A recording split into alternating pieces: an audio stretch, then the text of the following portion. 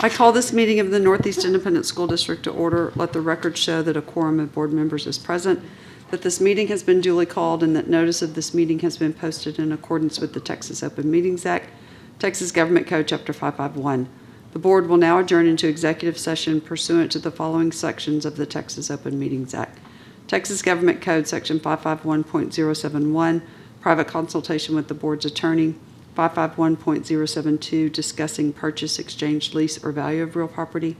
551.074, to discuss personnel or to hear complaints against personnel. And the time is 5:30. The board will now reconvene into open session. The time is 6:30. On behalf of the trustees, I would like to welcome you to this evening's meeting of the Northeast Independent School Board. This is a business meeting of the board held in public. We appreciate your attendance and request your respectful attention. We welcome your comments during the Matters from the Floor section of the agenda. If you signed up to address a specific action agenda item, you will be called at that time. Finally, I would like to remind you that it is the mission of Northeast to challenge and encourage each student to achieve and demonstrate academic excellence, technical skills, and responsible citizenship. Item 5, Invocation and Pledge of Allegiance. Ms. Huey. First of all, I'd like to thank my very good friend Lisa Jackson for assisting with the invocation tonight.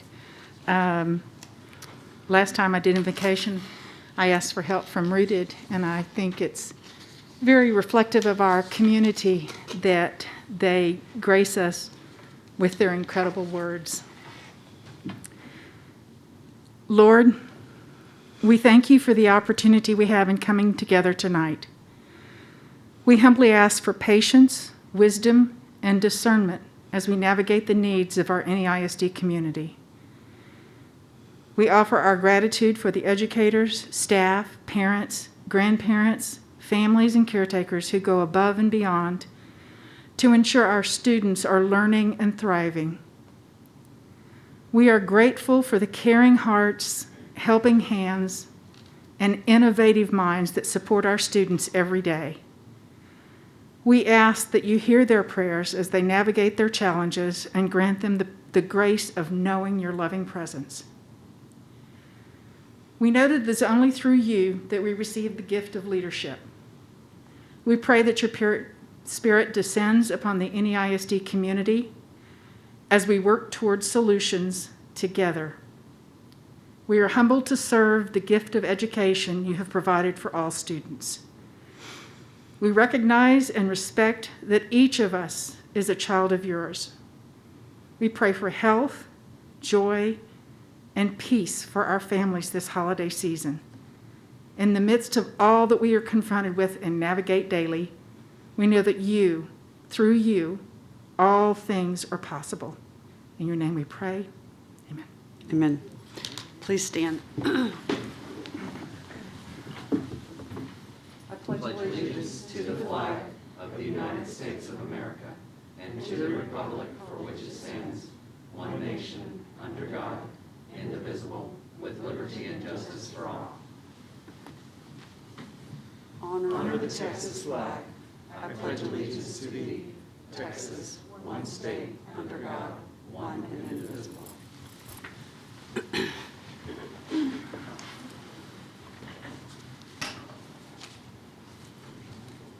I know. Okay, so this is our first meeting where we have rearranged the agenda. Item 6, Matters from the Floor. The trustees welcome comments from members of the public during this time of the meeting. Generally, board members do not respond to public comments during the meeting, although members may request further information or a future agenda item on a matter raised during public comment. As explained fully in the board's written procedures for this time, the Matters from the Floor portion is a limited public forum. Accordingly, speakers may present on a topic related to district business for up to 3 minutes, but are not permitted to make 1, personal complaints about an individual staff or board member that should be raised using the district's grievance policies, 2, a personnel action, 3, a student disciplinary matter, 4, a complaint about a particular student, 5, or pending litigation. Any person who persists in speaking on these topics, after being directed not to do so, will lose the remainder of their time to speak and may lose their privilege of addressing the board at future meetings. We also welcome written comments at any time, either through email at board@neisd.net or by mail, care of the Superintendent's Office at 8961 Tesoro Drive, 6th floor, San Antonio, Texas, 78217. Ms. Huey. Patsy Esterline.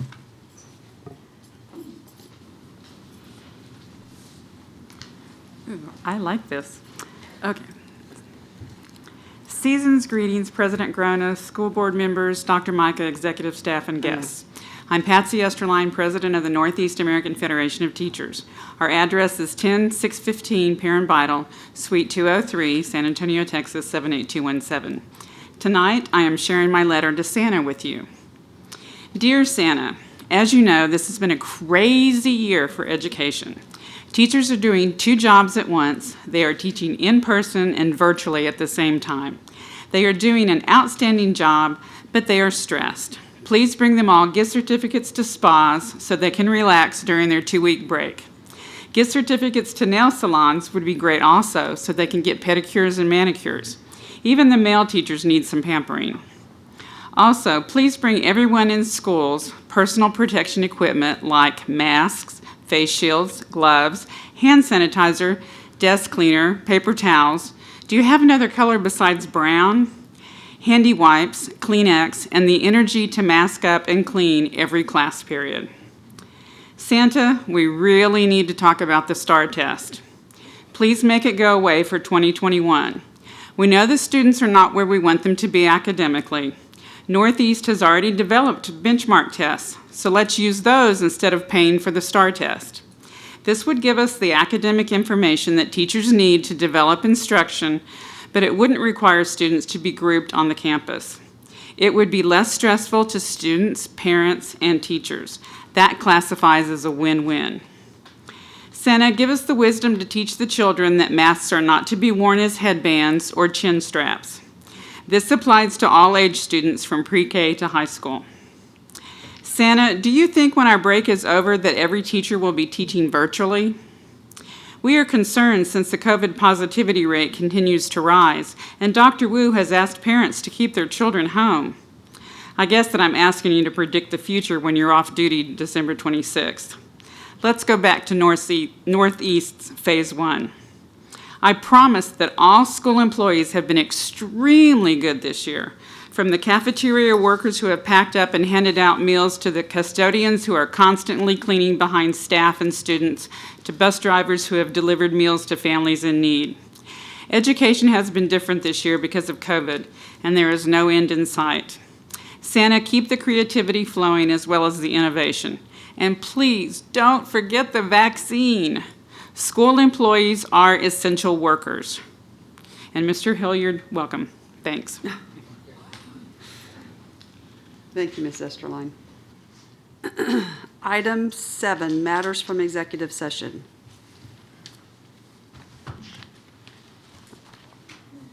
One, possible action regarding routine personnel, including but not limited to administrative appointments. I'm just double checking. We don't have any, that's no action because we've blind. So, right. Okay, so 1 is no action. All right, I just was making sure that, sorry. 2, possible action regarding notice of termination of non-Chapter 21 term contract employee. Do I have a motion to approve as discussed in executive session? So moved. Thank you, Mrs. Winkley. Do I have a second? Second. Thank you, Mrs. Williams. All those in favor say aye. Aye. Opposed? The motion carries. Item 3, principal of Eisenhower Middle School. Do I have a motion to approve as discussed in executive session? So move. Thank you, Mr. Leos. Do I have a second? Second. Thank you, Mr. Hilliard. All those in favor say aye. Aye. Opposed? The motion carries. Item 4, Director of Risk Management and Employee Benefits. That's no action tonight. Item 5, Assistant Principal of East Terrell Hills Elementary School. Do I have a motion to approve as discussed in executive session? So move. Thank you, Mr. Byer. Do I have a second? Second. Thank you, Mrs. Winkley. All those in favor say aye. Aye. Opposed? The motion carries. Item 6, Assistant Principal of Montgomery Elementary School. Do I have a motion to approve as discussed in executive session? So move. Thank you, Mrs. Williams. Do I have a second? Second. Thank you, Mr. Byer. All those in favor say aye. Aye. Opposed, the motion carries. Do you want to do introductions, Dr. Micah? Yes, ma'am. Thank you. The new principal of Eisenhower Middle School will be Jason Herrera. The new assistant principal at East Terrell Hills Elementary will be Rosemary Vasquez. And the new assistant principal at Montgomery Elementary will be Silkia Hernandez. That's all the introductions I have this evening, Madam President. Thank you very much. Item B, possible action regarding consultation with board's attorney pursuant to Government Code Section 551.071, 1, pending and/or possible litigation, no action.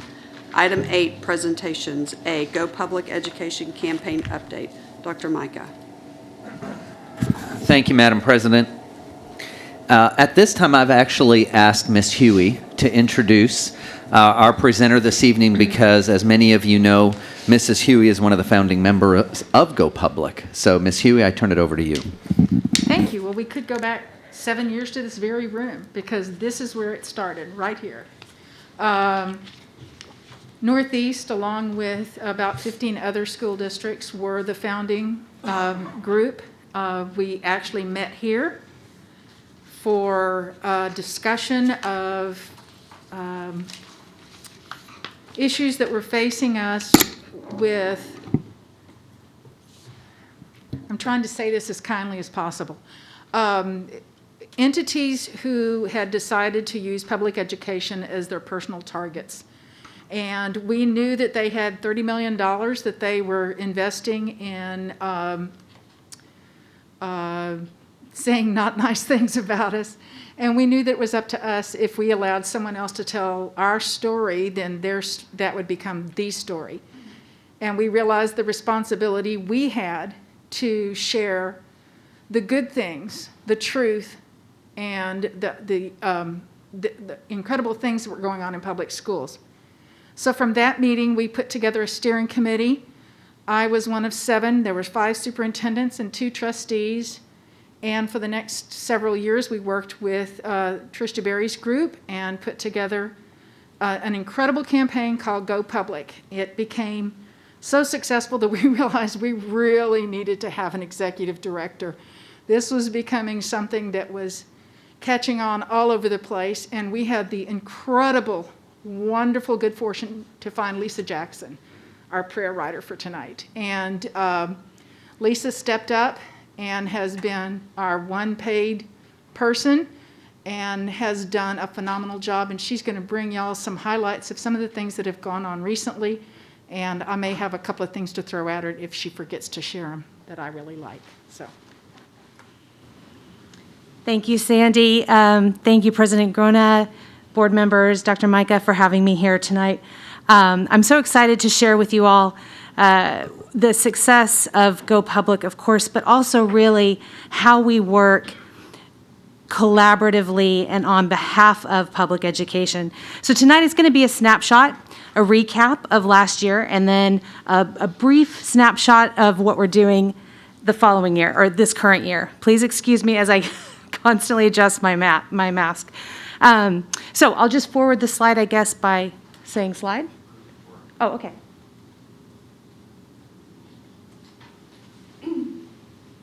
Okay, so Sandy gave a terrific introduction about Go Public, but I did want to just mention that one of the major objectives of Go Public is to speak in a more macro level about public education.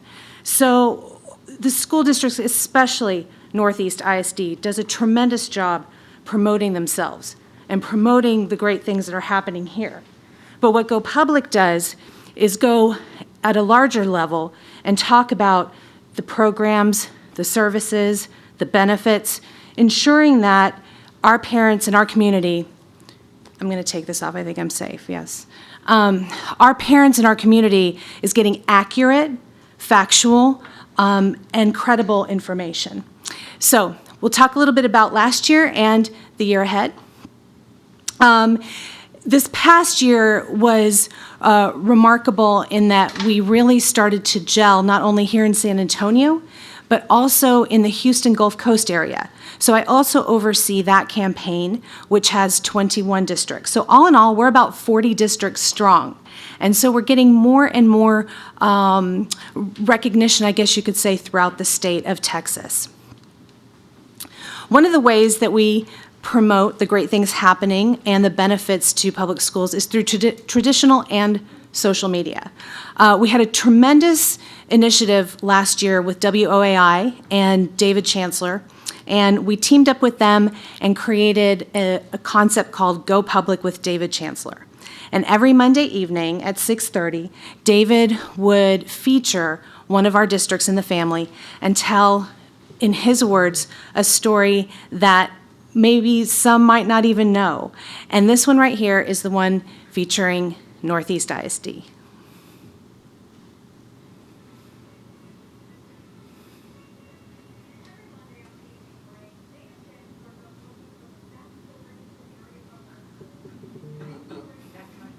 Is that not me? Where elementary students are learning the best gift during the holidays is something most take for granted. There is food everywhere. Cans of it, boxes, bags, and the best part, 11, 12, 42, 43, 44, 45.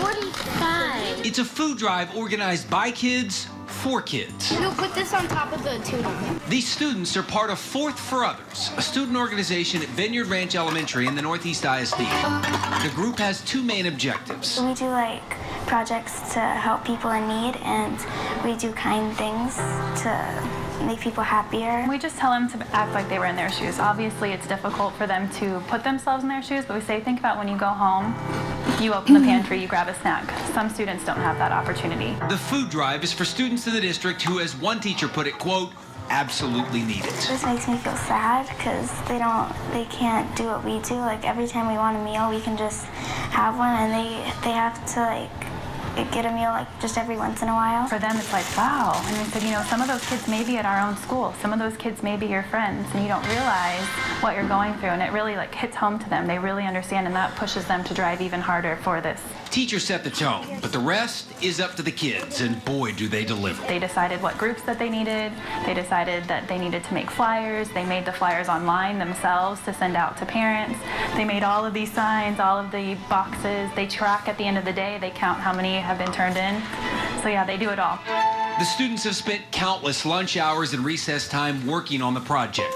It's a school-wide food drive, and the grade that donates the most cans gets a prize. But the kids working Fourth for Others know there is a reward much greater. It makes you feel really good. Last year we collected a lot of food, and we were so proud of it. Our reward is really seeing how much food we collected and how much we're helping the community. My brothers say that they want to do it when they're in 4th grade.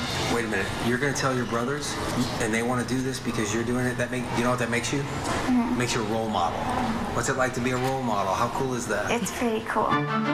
It's amazing to see that these kids really enjoy doing this. You see so many sad stories, so many bad stories, and it shows me that they're leaders. And that's what our school strives to be. We strive to have leaders, and it really proves when we have 45 kids sign up for this club out of our 4th graders. It really shows that they want to be leaders, that they want to do well, they want to help others. Students in Fourth for Others are also part of the school's PAL program, where a big focus is forming friendships with kids in the ALE classes. Those are some big topics, some big issues like child hunger and special needs, and the kids are tackling them with both compassion and maturity. That's good kids, and that's great teaching. Be sure to check out the best stories from area public schools every Monday on the evening break, and follow Go Public on social media at WeGoPublic. David Chancellor, News 4 San Antonio. So a terrific segment that doesn't really require any sort of summary, but just to make the point that one of the strategies that we had of last year was to focus on showcasing the leadership component of character development that occurs often in our schools. And so through this type of storytelling, we're able to achieve that. David was also recognized by the Texas School Public Relations Association for a statewide award as one of the media, heroes really of public education through this particular initiative. This next one was a project that we teamed up with WOAI as well for their Thursday Night Lights show on Thursdays. And what we did was we wanted to find a way where we weren't necessarily just sponsoring Thursday Night Lights, because that wasn't a very effective way of educating the public about what we do. So instead, we worked on a way to spotlight teachers, and here's one of them. As we take a look at another teacher spotlight, this is a really cool feature this year. On top of the Man of Thursday Night Lights, this is Karen Montemayor. She's a 9th grade biology teacher at Churchill. Biology teacher's coming through tonight. She's the science instructional dean at Churchill. She utilizes practical, real-world examples and scenarios to bring learning life and also to make it enjoyable. First day of school, students on the soccer team asked her to make sure that she attended their games in the spring, and she came through for them. Santos scrambling, throws it, and it's incomplete. A little dangerous play there, but he got away with it. There we go. And a little bit of football.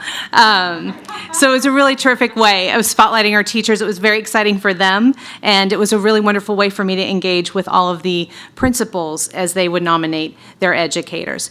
This next one is with our partner KSAT, and it's a continuation of an initiative called Cool Schools. And what we decided to do this past year was a condensed version of it. So this is a 15-second spot featuring Northeast ISD that would run for a couple weeks on KSAT and METV. The objective here, again, was to continually have a running storyline about the programs, services, choices, and whatever it was that the district who was up for this spot wanted to highlight. Cool Schools brought to you by Go Public. Cool Schools spotlights NEISD and its array of programs within magnet schools and academies, including STEM, fine arts, agri-science, and more. Learn more at wegopublic.com. What's terrific about this is that not only did we then have the 15-second spot, but we also had banners, digital banners that were tied to this that drove traffic to Go Public site, and then we would drive that traffic back over to Northeast ISD or spotlight and inform our community about what a magnet or an academy is. That's part of what we're doing. The content that we have on our site, we do a very deep dive explaining what is a magnet, what is an academy, what is the difference between the two. And we see a lot of traffic on those pages, so this was a wonderful highlight that we could also point to. This right here is just a quick example of a banner ad that we moved right through as we were all dealing with the COVID shutdown, and we were able to quickly get this up through KSAT, and that it then directed users to a page that we had on COVID-19 that listed all of our member districts' exact page on their website about COVID-19. So it was very efficient. This is another thing that we do where we're able to aggregate and collect and then drive the traffic back over to the specific subject or topic that people are looking for. Social media, of course, is a wonderful way to tell stories, and I have to say that one of the team, we have a subcontractor that works on social media, and she knew that I was presenting tonight, and she said, "Can you please make sure that Northeast knows how much we love all the stories that they tell on social media?" So I said, I will definitely weave that in top notch. We love, love, love your social media channels. So there's always something great to pull. The storytelling, the features, the spotlights, the photos, the videos, the animations, everything that you all do, we amplify that, or we pull it into a story where we're compiling featuring other districts. So you don't get to have the spotlight the whole time. You would share it with other districts. These are just two examples right here. This right here, I just wanted to share another example of how we work as, really kind of a big, huge team. This was a post that came from Medina Valley ISD, and they had identified a resource for students to use for Google Classroom and other things like that. So we shared that, let all of our districts know, we pushed it out, and we had huge traction on this. This is a quick snapshot of our Instagram channel that we just launched this past year. We are now at close to 1,200 followers. It's part of our strategy of reaching younger parents and engaging them in fun ways to then pull them back over to our site. Another thing that we did last year was we expanded our radio side of traditional media. So we always had spots on Texas Public Radio, but we felt like it was really important for us to start exploring and reaching other populations. So I'm hopeful that the demo is here in this slide. But what we did was we worked with the two DJs or two hosts of each of these stations, 96.1 and 104.5, and they were graduates of public high schools here in San Antonio. So they were on board. And what they did was they just relayed their own experience, and it provided a testimonial that was very, very effective. And it's not in there, but basically they tell their story and how much they learned and gained from being in public schools, and it was all in a first-person story narrative. The other thing that we launched last year was an effort to start to engage more of our Spanish-speaking population.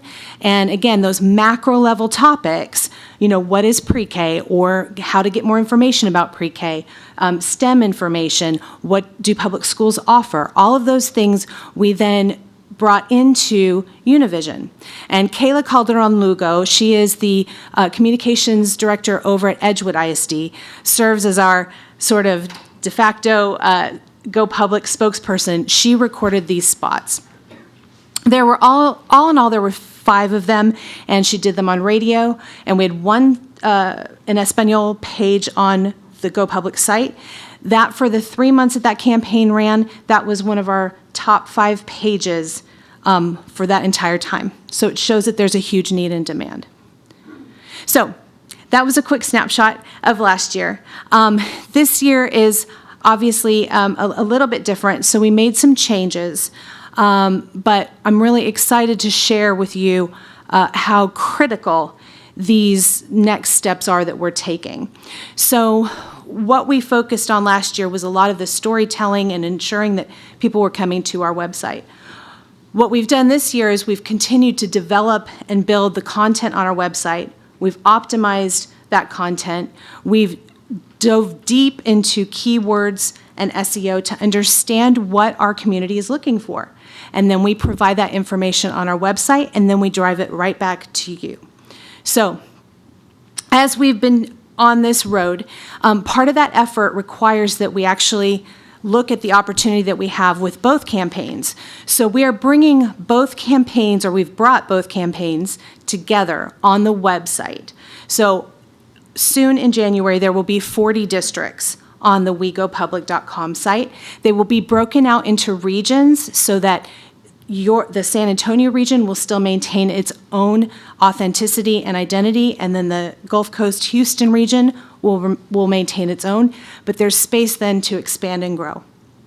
The reason for this is that the bigger that we are, the more ability that we have to ensure that when users are searching for information online, that we are competing against any entity that is providing information that may not be accurate.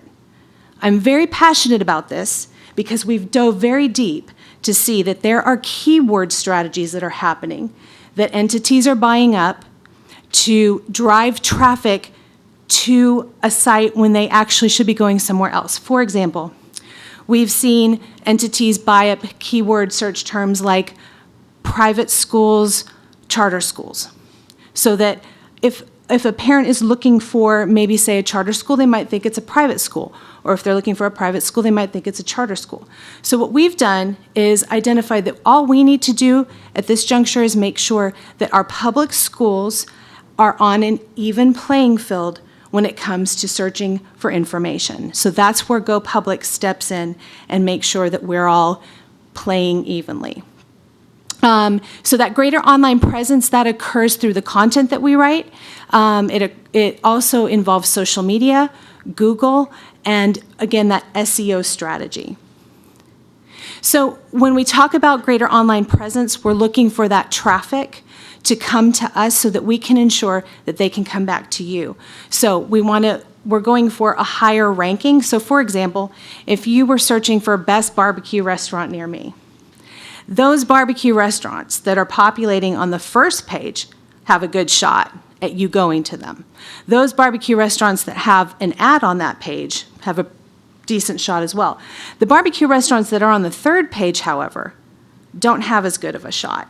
So our strategy is to ensure that when parents are looking for things like pre-K schools in San Antonio, that Go Public populates and that we're then able to pull that traffic to us and bring them to you. So content is key. We spend a lot of time developing content.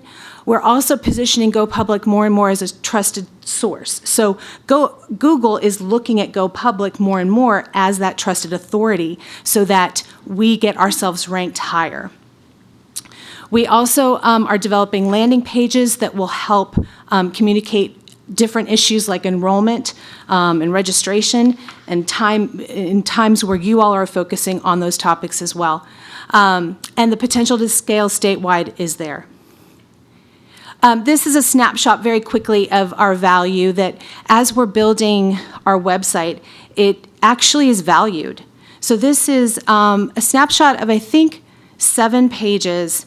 And in total, if you valued what those pages are worth, it's around under $5,000.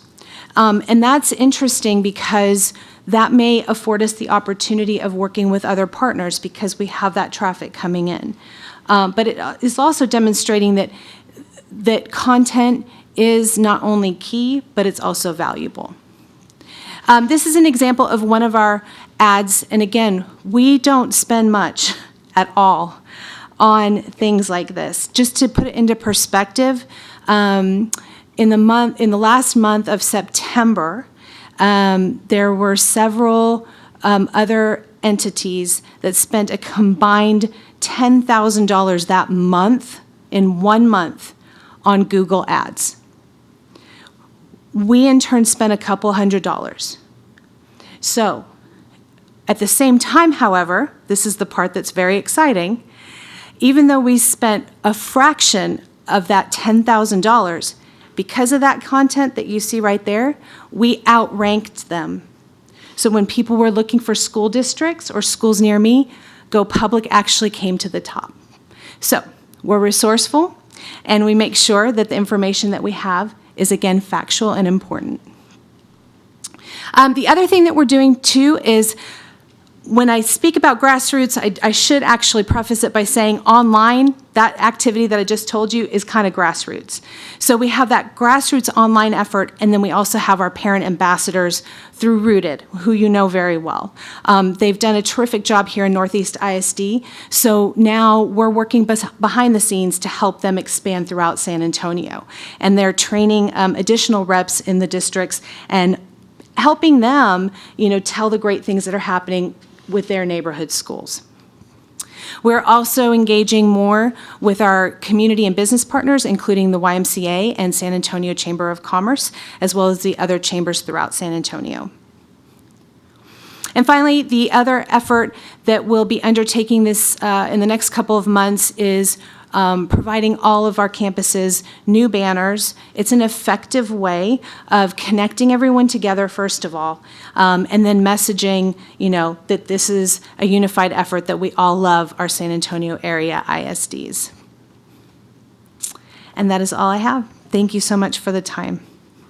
And if I could add a couple of things. There's a great team of people that do this, and I'd like to recognize a few of them. I told you there were 2 trustees on the steering committee. The other one is Bobby Blunt on Northside, and he is the most fantastic leader and advocate that we could ever hope for, and Lisa and I work with him a lot. Lisa in particular does. Huge shout-outs, though, to Aubrey and her team. As Lisa said, the traffic that Northeast has provided in these last year or so has been invaluable. One thing that's, I think, very important to point out, I mentioned earlier that the entities that were kind of, I guess, coming after us had budgeted $30 million for advertising. In 7 years, this organization, this group, this nonprofit has done, you've seen the tip of the iceberg of the work that has been accomplished. And we are at a total expenditure of about $2 million. So all of this work has been done for an amazingly small amount of money through the collaborative efforts of what is now 19 school districts. And we now have the districts around us coming to us asking to join. And it's created an incredible teamwork effort. We joke that our competitions are on the football field, but not when it comes to this. And we have found the power of joining our voices together to share our stories. And Lisa, if you could just very, very briefly, I think one of the most powerful stories that has come out in the last few years is the bus one. If you could just very briefly share that, the art bus story and the art teacher that came up to you after we had that, when we showed off the buses at Alamo Convocation Center. Oh, sure. So a couple of years ago, we, or maybe it was last year, we had our big student art showcase that basically it's featured on the VIA buses, and it's a really extraordinary partnership. And we had it all ready to go this last year, completely funded and expanded because so many people wanted to be a part of it. But that particular event, there was one bus that featured high school students, and there's probably about 12 different pieces of art that were collaged on the bus. And it was a wonderful event. As I was leaving the parking lot, there was only 2 cars left, and there were 2 adults talking to each other. And I pulled up and I rolled down my window and I thanked them again. And they said, thank you. And they said, you have no idea what this does for our students. And I said, well, it's amazing to see. And they said, no. They said, a couple of our students in particular, they have been really going through some mental, very difficult times. And when they saw their artwork up on that bus, it's like everything turned around for them, and it changed them, and they told us that. And so, I take no responsibility in that. That's just the nature of being able to reflect back to a student the talent that they have and the brains that they have. And it would just happen to be on a big bus. So it was a beautiful moment. It was a humbling moment. And I'm grateful. Thank you for the opportunity to do this work. And I thank you all for everything that you do. Aubrey's team, everyone. It's an incredible, incredible journey. Thank you. Thank you. Thank you for the great presentation. Did anyone have any questions or comments? I see your passion, and it's exciting. So I'm very thankful that you're in the position that you are. I think our community is. I think I can say that for a lot of us. My question, though, is I'm interested to know what is the next region of Texas. We have the San Antonio region, and then you ended up, in the Gulf Coast. And so I'm curious to know what part of Texas, where are you seeing, the most interest outside of San Antonio and the Gulf Coast? Well, it's very interesting because there's been interest from Central, so you would say the Austin, Round Rock, Eanes, through there, right? El Paso has reached out to us as well. I've presented down at the Valley. And I think where we're at right now and what I'm currently working on is a model that allows districts to come in as ones. I like to call them as onesies, because the uniqueness of San Antonio, of everyone coming together in its own campaign, is one model. The other might be to allow them to come in and then we pull them together. So I'm currently working on that, but the interest has been there. And so it's exciting. Yeah, it's a lot of fun, really. Thank you so much. Sandy, that's a really good point. And Lisa has mentioned it, as have people outside this, but the San Antonio-Bexar County group is almost really unique, and Sean can verify this too, in the state of Texas, with the closeness of the superintendents and their abilities to work together.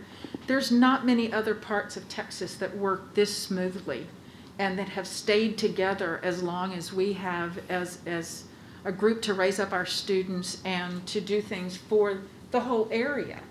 when we're talking about the art buses, that's 19 school districts that participated in that and had their artwork on those buses. And that was unheard of. No one had ever seen that or done that, and it was actually taken to some type of ad council it was up for an award. There's many things that Go Public has done over the last 7 years that were very unique and not thought of as something to do as a group. So, but yeah, if you know of any groups in Texas, Lisa will be there. Email me. Yes, Yeah. thank you. Thank you again. Thank you so much, Appreciate and it. have a wonderful holiday. Thank you. I'm sorry, I do have to leave, Okay. but You may. thank you all so much. Okay. Merry Thank Christmas, you. Lisa. Item 9, new business for possible board action. A, resolutions. 1, possible action regarding Mentor Month. Ms. Chancellor. Madam President, board members, Dr. Micah, executive staff, and guests, I'd like to actually invite Brooke Pate up to the podium to discuss this. She's our volunteer resource manager. Hi, good evening. Can everyone hear me? Okay. It's a little weird because it's over my head. Thank you for giving me this opportunity tonight to speak with you this evening on behalf of Mentor Month. The month of January 2021 has been designated as National Mentor Month. Mentors represent business leaders and employees in our community.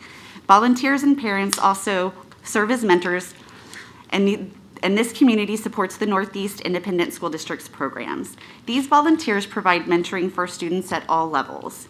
Even during a pandemic, volunteers have shown up. We have Rotary members Zooming with students to mentor them. We have business communities showing up and Zooming to help our kids code. So though this has been a little bit different this year and we've had to adjust, I'm very proud of all of our mentors and volunteers, how they've stepped up to the plate this year. Members of the board, because of the enormous efforts of all of our mentors and volunteers, I'm asking for your support in the Mentor Month resolution. Thank you. Thank you, Ms. Pate. Does anybody have any questions or comments about that? Okay. Do I have a motion to approve the attached resolution recognizing January 2021 as Mentor Month? So moved. Second. I'm sorry, you're with the masks. I'm sorry. I moved or whatever. Okay. Yeah. Yeah. And then second. Okay, perfect. Thank you. All right, so I have, thank you, Mr. Laos and Mr. Hilliard. All those in favor say aye. Aye. Opposed, the motion carries. Item B, instruction and campus administration. 1, possible action regarding 2021-2022 proposed school calendar. Mr. Jarrett. Good evening, Madam President, Dr. Micah, member of the board, executive staff, and guests. At this time, I would like to ask Dr. Munoz to come to the podium to address this agenda item.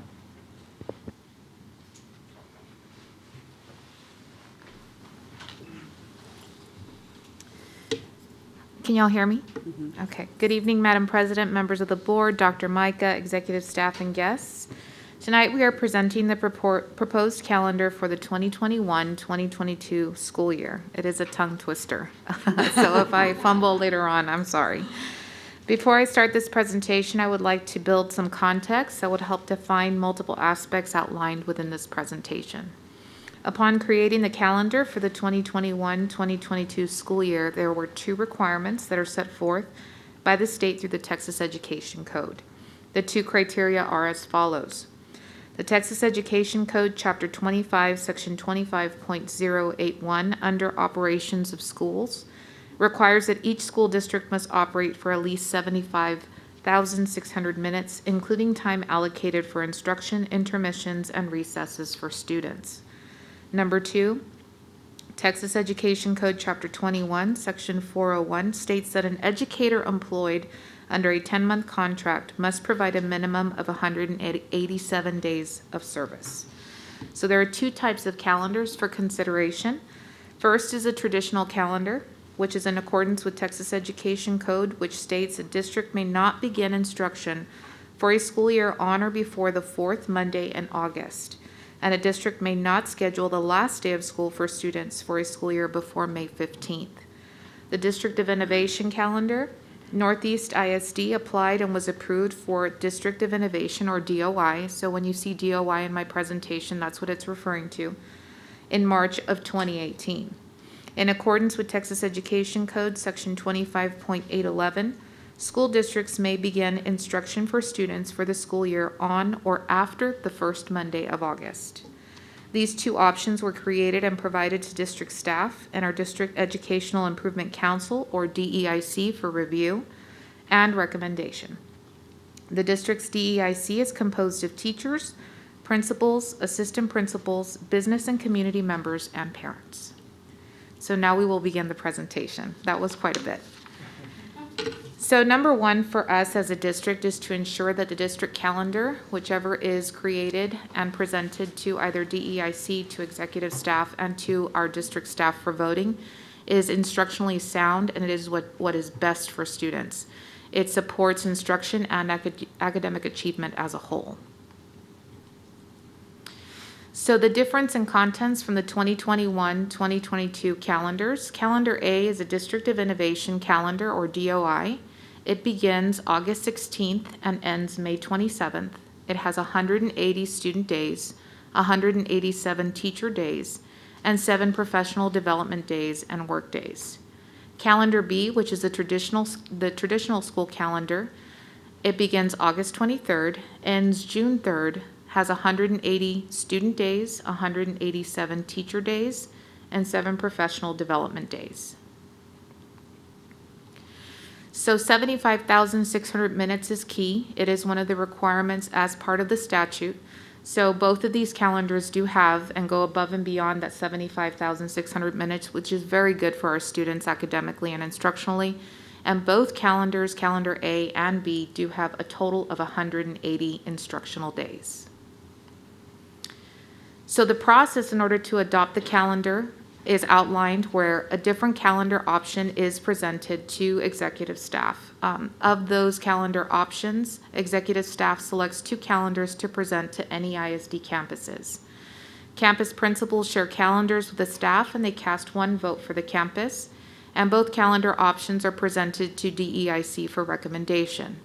After that, the recommendation is made, then we come here to you as the board, and you are able to approve or disapprove the calendar that we present before you today.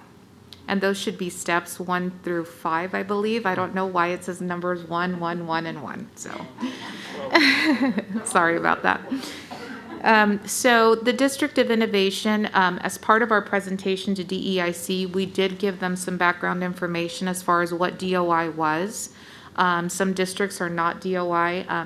In my own experience, DOI is a fabulous way of being able to create an instructional calendar that's going to be very sound for students, that it's going to give teachers the ability to prepare and have planning time embedded as well. And so when we created DOI, we had to keep that in mind as far as starting the school year just a tad bit earlier and ending within the month of May. The traditional calendar does not allow you to start before the 4th Monday in August, so it was going into the June months. And if you notice the document that I gave you, which is this document here, you all should have received a differences sheet. It does give you only an asterisk. It outlines exactly what the differences are between the two. And if you notice, the differences are at the beginning and at the end. So the starting dates are the differences, and then we have the ending dates as well.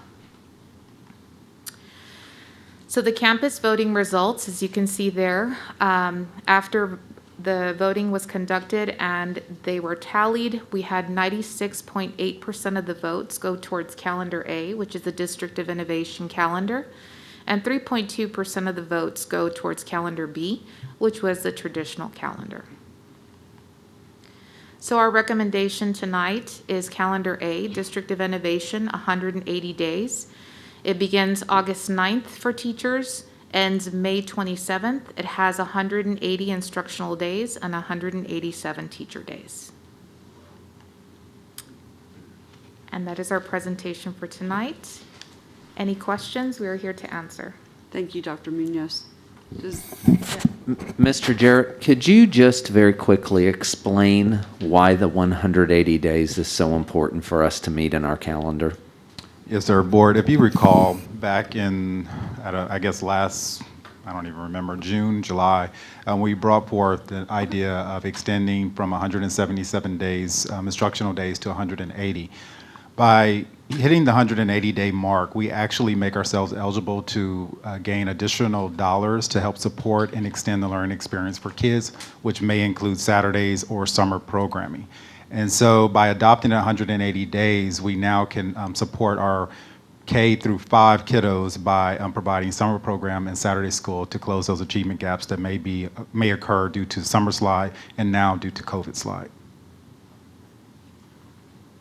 Did you want to say something? No, thank you. Yes, sir. I just wanted to make sure you all understood, because in the past, some of the calendars were less days, but that 180 is real important.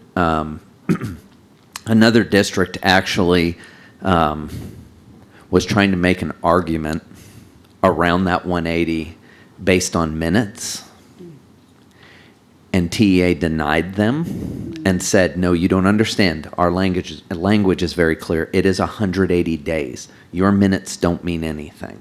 So they cannot access that half-day ADA for K-5 because they misinterpreted that requirement. So that 180 days was something, as we built this, that we were very deliberate about making certain that we hit that mark in order to provide that 30 additional days, especially with COVID. Questions, Ms. Hughes? Yeah, and then what about the severe weather days, not making them up? You want to answer it, or do you want me to? Go ahead. I wasn't sure if you were asking. Go ahead. Me? Okay, so the severe weather days, they're actually included. And so in the calendar, you'll notice that we have a severe weather makeup day. Then the kiddos would, essentially is already built into the calendar, so kids won't have to go into an extended school year, I guess, if you will. I just want to make that clear, because in the presentation it says what we made them. Thanks. Yes, ma'am. President Groen, can I ask one question? Just, Mr. Jarrett, what's that capture for the ADA, those extra, since we're doing the 180-day district renovation Yes, versus sir. 177? Do you have a ballpark number? Not an exact number. So it's based on half-day ADA. So depending on the student, you will collect a half-day ADA for each child who attends the summer program or the Saturday program. So the delta could change and shift based on the number of students in So it's tied to attendance. student participation. Okay, thank you. Yes, sir. Mhm. And we had that program this summer, correct? This is our first year adopting a 180-day calendar, so it actually will support our summer programming this coming summer. Okay. And or if we'll do any kind of Saturday programming and support for kiddos during the rest of this school year. Right. And then, of course, it'll carry forward to the next year if this calendar is adopted. Mr. Byard, what we did this summer, we paid on our own. Okay, and I know we had talked about Correct. it. We did that on our own, but again, to Mr. Hilliard's point, it really all depends on the number that comes. Sure. Just because, again, it's outside of compulsory attendance. Right. So you don't have to attend. So we will encourage children to come, but it's still going to be up to the parent to commit to it. Sure. But what we're excited about through this is we can transport them. We can do a lot of things to make it very easy on our parents to actually include them in. And then I believe, and correct me if I'm wrong, Mr. Jarrett, that we're working along with KINS to actually extend it all day, correct? Yes. With the potential for parents. Mm-hmm. Just to kind of support our kiddos that parents won't send them to a summer programming because of afternoon childcare. And so our hopeful action is to partner with KINS to support those kiddos in the afternoon so they can get the support they need during the day. For 21, 22, or for this year, 20? So I know summer it's all running together right now. So I'm sorry.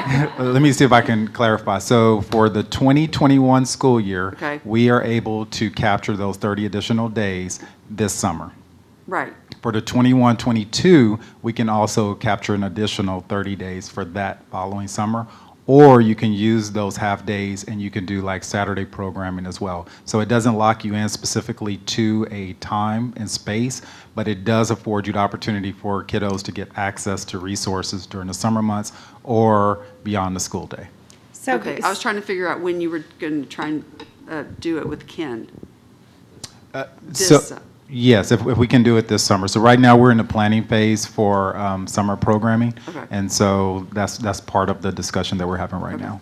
And so the half-days, say a Saturday day, could happen within this school year during the 2021, and then the following. So we may make up some of the 30 days within the calendar year of 21-20. We could, yes, ma'am. 21-22. We're Okay. navigating this, we're really Okay. trying to be very intentional in making data-informed decisions. So we're not just putting together a tutoring schedule for kiddos. We want to make sure that we're serving the kids appropriately and aligning the resources to the skills that need to be adopted. Ms. Williams? So I apologize if you mentioned this already, but what I'm, in my mind, the main difference between the two calendars is a week. You're moving, the one calendar starts earlier and ends earlier. The other calendar starts a week later and ends a week later. So, but what really constitutes DOI? I guess I'm struggling with. No, it's a good Okay, question. what's the difference in Yeah. a week? So essentially, when you have a traditional calendar, you are not allowed to start school the week before the 17th. By allowing it to start a little earlier, you actually balance out the number of days that's in the fall semester and the spring semester. It also allows the school year to come to a close prior to the start of June, so kids aren't coming back for 3 or 4 days and then they're ending because it's right at the cusp of a holiday. So it gives you the flexibility to make your schedule flow a little smoother. Also, you transition directly into the summer programming without having to end the year in the middle of the start of the summer programming. All right, thank you, And that helps. in the DOI calendar, there's other factors in a district of innovation that allows us to do some other things with certifications and teachers, but for this particular conversation is really to adopt a calendar to start school a little earlier. Sure. And one other difference, Ms. Williams, is it makes August leadership in July. That's what it did. I mean, truly, we called it August leadership forever, and it, because it starts earlier, it's now in July. So that's one of the big differences. It pushes a lot of administrative things back into it as well. So Okay. it's not just an impact on kids, it actually impacts everybody in the district. Okay, but because in the presentation, I wasn't seeing that. All I was seeing is everything is still 180 days and 187, and it was just a difference in a week. But that helps. Something that I could add, Ms. Williams, the DOI calendar offers a more balanced calendar because of the fact that in semester 1, you have 83 days, and semester 2, you have 97 days in DOI, versus a traditional calendar, you have 79 days in the fall and 101 days in the spring. So it's a significant difference. No, that helps. I just didn't Yes. see it in the Yes. presentation. Oh, and it is when you're, talking to students who need, who are really driven by grades, and they are, that extra week makes a difference to them, and it may be an extra quiz grade or a homework grade. It's just a shorter amount of time. And the fall it just seems so much busier to me than, maybe because we did fall sports. It just seemed so short and quick. So I'm excited about this. Too, when we were forced to use the traditional calendar that forced us to start so late, and we ended up going so late, there were students, by the time we got to graduations were almost mid-June.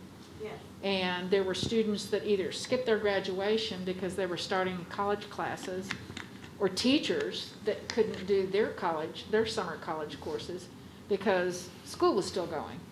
So we were kind of on a tourism calendar. So I think DOI has been one of the best tourism calendar. That's exactly what set the calendar was. Or the students Tourism. had to report for their military assignment. Exactly. I saw many graduations, particularly at ACE and some of the others, where those kids were already gone. And so it's just, the DOI has been one of the biggest blessings for the calendar, because we as a community, because this comes from our parents, this comes from our teachers, this is a group effort, so it's the voice of the community. So thank Anything you. else? Anybody else? One quick question. How does Castle Hills fit into, I know they have a different calendar, but when will we see that one again? So essentially, once you as a board approve or disapprove this calendar, then we move on to finish the creation of Castle Hills and ACE. Question. I forgot, are students still included in the calendar committee like they used to be? As far as I'm aware, there are certain committees that would have convened at the campus level, which is your CIC committee. Right. In some cases, we do have community members, business members, and in some cases, there may have been students, but we're not 100% sure. It is operating at a campus level, and once the campus principal does send us his vote, or his or her vote, it is for the entire campus. Great, okay. I just remember hearing students talk about it in the past and how much they enjoyed being part of the calendar committee because they, felt like their voices were heard. So, okay, thanks. Not that I'm. Yeah, My daughter was one of them. yeah.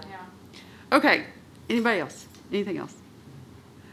Do I have a motion to approve the 2021-2022 proposed Calendar A District of Innovation option as the school calendar? So moved. Thank you, Mrs. Winkley. Do I have a second? Second. Thank you, Mr. Byer. Ms. Williams? Byer Williams. Byer Williams. Congratulations. All those in favor say aye. Aye. Aye. Opposed? The motion carries. Thank you. Okay, thank you, Dr. Munoz. Thank you. Item C, consent. 1, business services. A, bid items. B, 50,000 purchases. C, donations. 2, minutes from November 2020. 3, end of consent. Do I have a board member wishing to pull an item from consent? Madam President, I have a question on the JOC, the job contract. Okay, so that is. The first one, I believe. C1A. C1A, the bid item. Okay. Does anybody else have any item wishing to pull?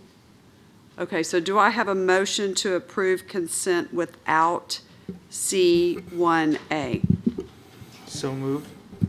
Thank you, Mr. Leos. Do I have a second? Second. Thank you, Mrs. Winkley. All those in favor say aye. Aye. Opposed, the motion carries. Okay, item C1A. Mr. Hilliard. I think it's for Mr. Villarreal, but the question is, this job order contract, is this for a single building or a set of buildings or facilities? I'm not sure if I didn't read it and I might have missed it in the presentation. I'm trying to make sure I understand what we're approving here. Yes, Mr. Hilliard, we've got Jorge Cabello with Construction Management to talk about this. Oh, great, thank you.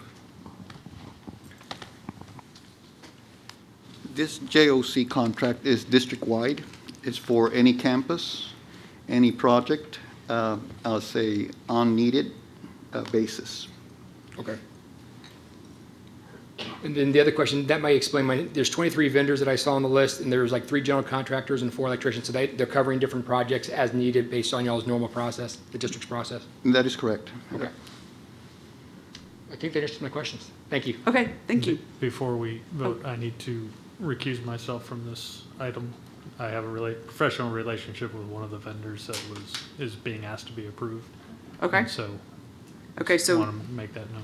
Okay, thank you. So now, Mr. Hilliard, would you like to make a motion to approve item C1A? Yes, if the right term, I make a motion, or. To approve C1A? To approve C1A. Okay, thank you. Do I have a second? Second. Thank you, Mrs. Winkley. And all those in favor say aye. Aye. Aye. And Mr. Byer, you're recusing yourself from this one, correct? Yes. Okay. The motion carries. Item 10, reports. A, interim financial and management reports. B, awarded bid reports. Those have been provided for you. Item 11, discussion and possible action regarding board members' request for items to be placed on a future agenda and/or request for reports from the administration. Do I have a board member wishing to place an item on an agenda or request a report? I had one requested written report, ma'am, and I had previous discussion when I was here getting my introductions. If it's possible, it's tied to kind of a COVID update, basically looking at academic performance for the first and second 9 weeks, kind of a snapshot to compare to last year, enrollment, attendance numbers, and then expenditure and reimbursements, kind of the big picture. I'm not sure if it's worth the presentation to the other trustees or just a written report. I'm new at this, but just to kind of just get us a snapshot as we finish off the first 9 weeks. Okay, can you repeat those? Academic performance. Academic performance. Attendance, enrollment numbers, and then the expenditure reimbursements. And obviously, the road ahead is there if there's concerns, obviously, based on that information y'all are seeing. I know there's lots of pieces in the different in-briefs I got. There's obviously actively working lots of issues, but Okay. just so we have awareness of going into the spring. So would you like that to be a presentation? Is your request a presentation or just a report, like an email report? I'm new at this, so I'm not sure if it's Okay. worth for everyone to get a presentation, or does everyone get the written report? And I'm not certain of that process. Well, we would all get the written report, but We had it 2 meetings ago. We had an updated expenditures. Right. It was prior to your joining the board. Oh, we did, yes, to the election, prior to the election. It had expenditures, it was to first and second quarter, we just. Mr. Villarreal, that was a couple meetings ago, was it not, an update? Yes, sir, on the finances, yes. Okay, so we could supply that to Mr. Hilliard, correct? Yes, sir, yeah, I mean, every month we do an analysis as far as forecasting on going forward, so we have that in place. So every month, as part of the financials also, we kind of state what we're thinking our revenues are going to be and what our expenditures, and we come up with a forecast. So we sure send that to you, because like I said, we do that every month so we can plan our cash flow going forward. Okay, and I was just thinking specifically from the TEA piece of it, because I know there was the piece, the discussions about certain reimbursements that may or may not happen this year being different than the normal interim report. But I can send you specifics in an email. I mean, it's No, just a couple bullets. no, because y'all have to vote on it tonight. Oh, right? right, that's right, sorry. So you want academic performance attendance? Yeah, I mean, we can get it to y'all. Those are all, I can say, we have it all pretty relatively easy. Yes, sir. And Right? on the CARES Act money, we submit to Texas TDM, and then the governor last month said, hey, there's some more money that's available. So we've been asking for all those reimbursements to cover some of those. So we have gotten some responses already. But as far as TA withholding any payments to us, we don't know of any. I mean, they're funding us through the whole year. Yeah. Are you fine with it in a report, Mr. Hilliard? That's fine, just to make sure we have awareness going. Yeah. Really, especially the academic performance, and then obviously the enrollments, because that affects everything else from what Sure. I've seen, just trying to get an Dr. understanding. Micah and Dan too, isn't there, the TEA has set up multiple sites for CARES and for COVID info too? Isn't that correct? Unfortunately, I think they may have one link, but they have like 20 Sure. different links to different reports that might help too. Right. No, Mr. Hilliard being new to the board, you guys have had some of these pieces along the way. Yeah. He just hasn't. So it's easy for us to put it together for you and give it to you. We can get it to you. Yeah, that's what I was doing. It was just the TEA site, they put together, at the beginning of COVID, they put together a massive amount of information, but it's different websites. It's not all through the TEA site, but there's a way to get to them. Not consolidated, understood. I may have that list somewhere. I think I have that whole list. And obviously from the one of our academic meetings. performance snapshots, obviously this year, last year, and then the enrollment, I think those are the big pieces. And then I know the money's going to work itself out over time. I just was trying to get up to speed and learning, make sure I have a good understanding as we continue to go forward. So. Yeah, I highly recommend that TEA stuff. It's a little overwhelming, but it's a lot there, yeah. Thank you. Okay, so we do need to, vote on that. So Well, we need a motion. right, I was going to say I need a motion to, What's no. the motion?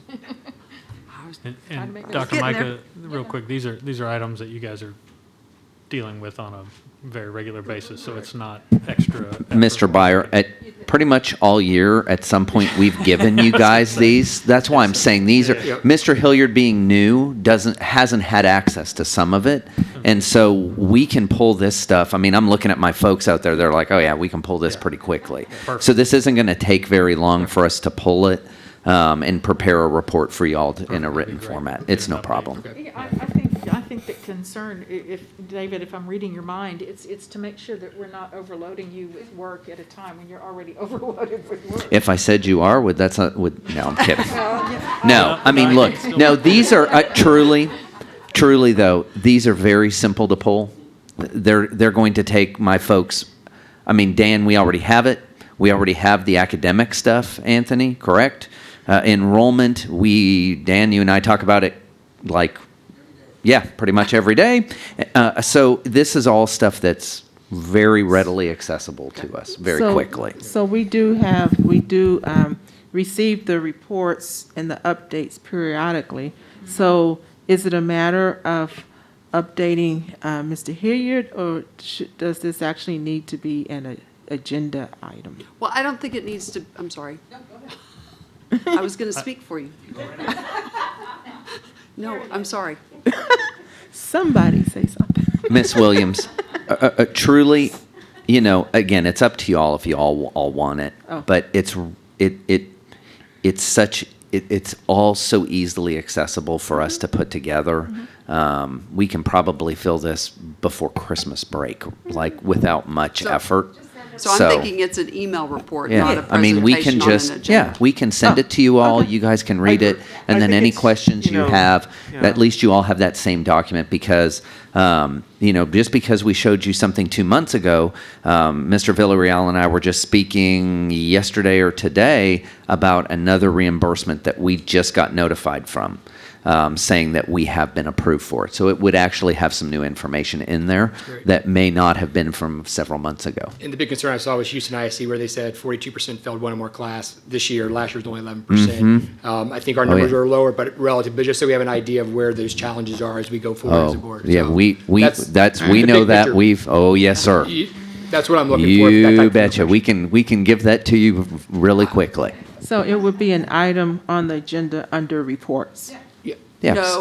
No, we would not put it on next month's agenda. Right. What I will do What we have to, okay. is send it to you all in an email. Yes, but what we have to do, Terry, is we have to have a motion and approve or deny the request for the report to be done. That's what this item 11 means. And then Dr. Michael will have the report prepared and he'll email it to us, and it would not be on next month's agenda as a specific agenda item, like a specific presentation. Okay. Are you okay with that? Okay, so do I have a motion? Do I have a motion to prepare the report as we've been discussing? So moved. Thank you, Mr. Hilliard. Do I have a second? Second. Thank you, Mrs. Winkley. All those in favor say aye. Aye. Opposed? The motion carries. Okay, Mr. Byer? Yes, You I do had not wanted- have a request for a report or a motion, but I did want to. No, Go yeah. ahead. That's what I'm saying. This is the best time to do this. I know we like to recognize people that have done some work throughout the district. And recently, a homeowner group in my district next to MacArthur High School had requested some improvements done. They're good neighbors to the school, and a lot of the people that live in that neighborhood went to the school and support it. And so I went to one of their homeowners meetings, and they asked, what we're having problems and some other things. And so Mr. Clary and his folks, and specifically Josue Bergete, went to look at the potential issue. And it was a fence. Between the school and the neighborhood, there was some dilapidated wood fences and some other things, and so there were some potential safety hazards. And I think I spoke to the group probably the very end of October, and I think, last week or 2 weeks ago, it was done and finished, and I've received probably 4 or 5 responses from that neighborhood, the homeowner association president, several other people that have said thank you, and really appreciated the swiftness and the quick action that the district took. So thank you to you, thank you to Mr. Bergete, and we appreciate y'all's efforts. So That's it. Okay. Thank you. Item 12, adjournment, and the time is 7:44. Thank you all for being here. I hope that you all have an awesome break. Take time for self-care. Stay healthy. And we'll see you in January. Merry Christmas. Happy New Year. Yeah.